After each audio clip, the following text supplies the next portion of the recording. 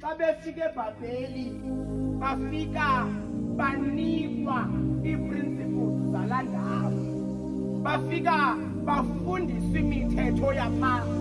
Ithi ke imithetho elifuna xa ithetha zeningazenzeli umfanekiso oqingqiweyo noba ngowuphi imihlobo. Ithi zeningabi nathixo bani ngaphandle kwam, ngoba ndinguThixo onekhwele, I am a jealous God. Amen.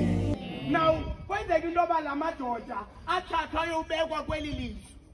Now afika apha ke kunqulwa uNebukadnezar.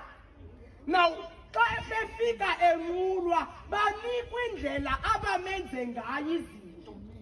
Bafuna ukususwa kule kingdom yabo, bafundiswa izinto ze-kingdom engeyiyo kaThixo. Now wazama into yobuNebukadnezar kususwe lonke uphawu lobuthixo kubo. Wathi uNebukadnezar okokuqala batshintshela amagama abo, because amagama abo athwele ubuthixo. Amagama abo ane-meaning egcwele uThixo. Change their names so that i-purpose yabo ingazofulfilleka. That is why ufumanisa into yoba nawe ubunguvusumzi kodwa ngoku umavuvuka umavusayo.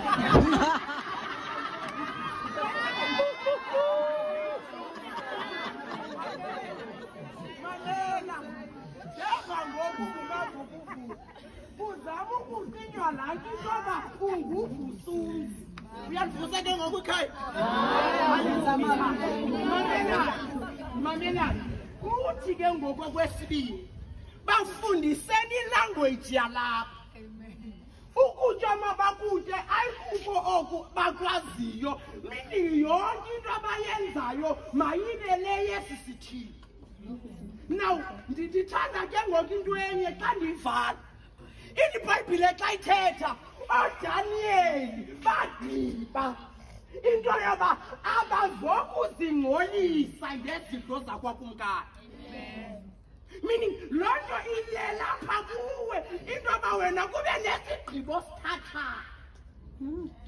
iBhayibhile they decided that they will not contaminate themselves.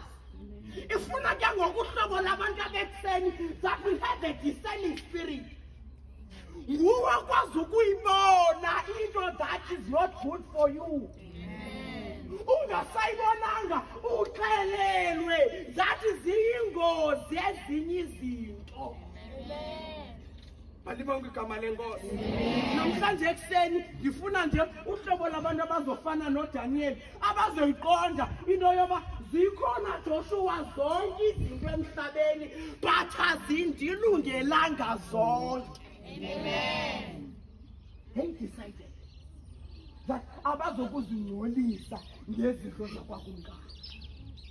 And they said, God, bekwilizwe abangalaziyo bama bathi uThixo ngeke simshiye.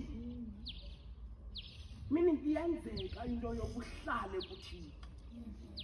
uYesu uyamgcina umuntu omtsha ada aphumelele. Masivala amehlo ethu ekuseni.